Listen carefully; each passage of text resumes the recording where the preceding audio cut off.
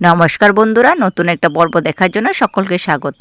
আমি আজকে আপনাদেরকে অসাধারণ একটা রেসিপি তৈরি করে দেখাবো, যেটা ভাত, রুটি, পাউরুটি যে কোনো সবজির সাথে খেতে অসাধারণ লাগে। তো দেখুন, তার জন্য আমি প্রথমে নিয়ে নিয়েছি দুটো বড় সাইজের আলু, একদম পাতলা পাতলা করে কেটে নিয়েছি, সিম নিয়েছি, একটা বেগুন নিয়েছি, আর নিয়েছি দুটো টমেটো। এগুলোকে ভালো করে কেটে ধুয়ে নিয়েছি। আর এদিক দিয়ে দেখুন নিয়ে নিয়েছি একটা ফুলকপিটাকে ভালো করে 2-3 বার করে আগে থেকে ধুয়ে নিয়েছি। তারপর একটা বল নিলাম, বলের মধ্যে এখানে দিয়ে দিলাম গরম জল। এই গরম জলটার মধ্যে আমি দিয়ে দিচ্ছি 1 থেকে 2 চামচের মতো লবণটা দিয়ে কফিগুলো এর মধ্যে দিয়ে ভালো করে নাড়াচাড়া করে 10 থেকে 15 মিনিটের জন্য ঢেকে রেখে দেব। এতে কি হবে, এতে কফিগুলো থেকে যে ময়লা আর জীবাণু ছিল সেগুলো কিন্তু চলে যাবে, আর কফিগুলো সিদ্ধ করার কোনো প্রয়োজন নেই। তারপর দেখুন আমি নিয়ে নিয়েছি একটা মিক্সিং জারে কয়েক টুকরা আদা, শুকনো লঙ্কা, কাঁচা লঙ্কা, আর নিয়েছি 2-3 টুকরা টমেটো। সবগুলো ভালো করে একটা মিহি পেস্ট তৈরি করে নিলাম। এই পেস্টটার মধ্যে আমি এখানে আরও কিছু মশলা অ্যাড করব।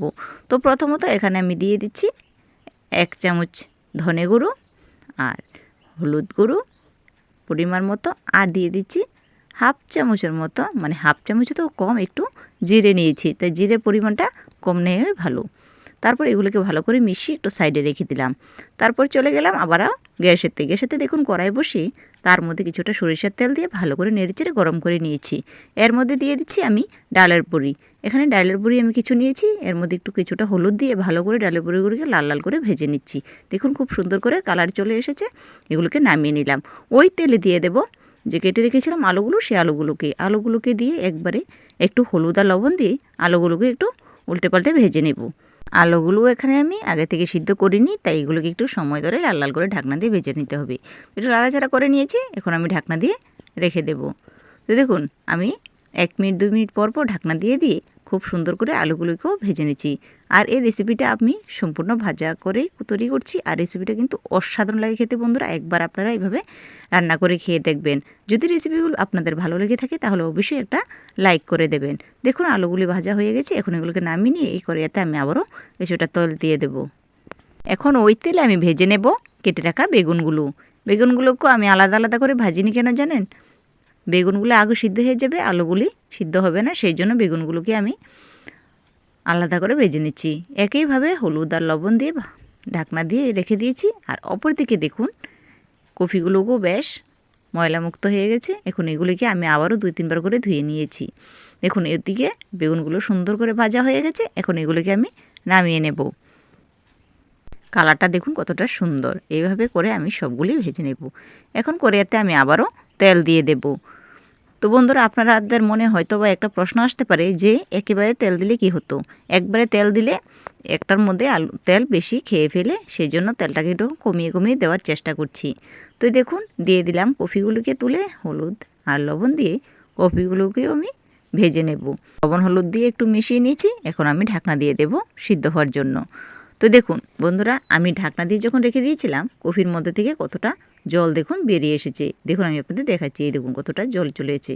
তাই এখন আর আমি ঢাকনা দিলাম না, আমি এভাবে করে জলটাকে টেনে টেনে খুব সুন্দর করে কফিগুলোকে ভেজে নিয়েছি। আর কফিগুলো এর মধ্যে কিন্তু বেশ সিদ্ধ হয়ে গেছে। এখন এগুলোকে আমি নামিয়ে নেব।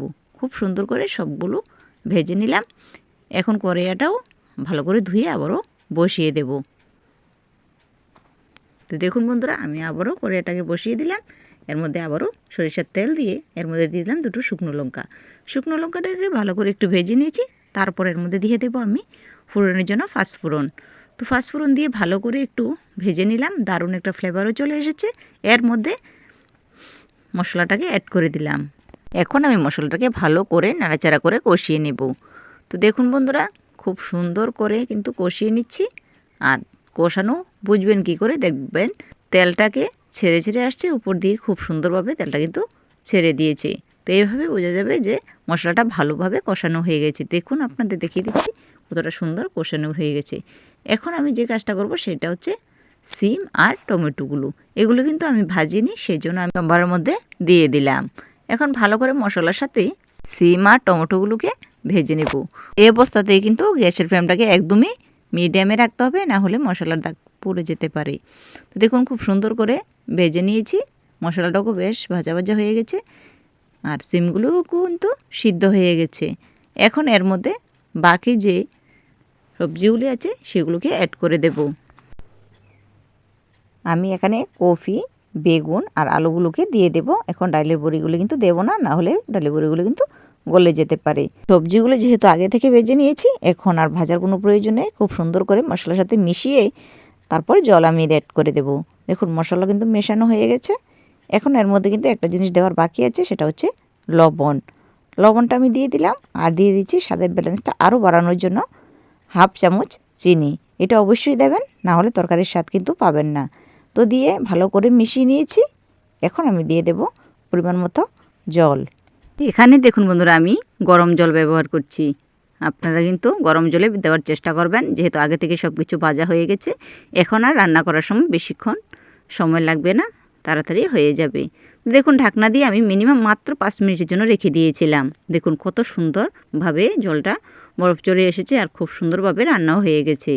তো বন্ধুরা, এই অবস্থাতে এখন আমি এর মধ্যে আরও একটা জিনিস ব্যবহার করব, সেটা হচ্ছে ডালের বড়ি। ডালের বড়িগুলো যেহেতু আমি আগে থেকে রেখে দিয়েছিলাম ভেজে, সেগুলি এখন দিয়ে দেব, তাহলে আর ভাঙবে না।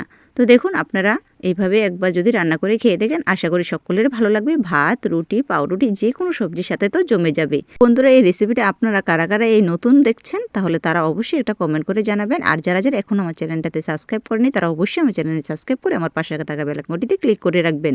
তাহলে যখনই কোনো আমার নতুন ভিডিও আপলোড হবে, সঙ্গে সঙ্গে নোটিফিকেশন আপনাদের কাছে পৌঁছে যাবে।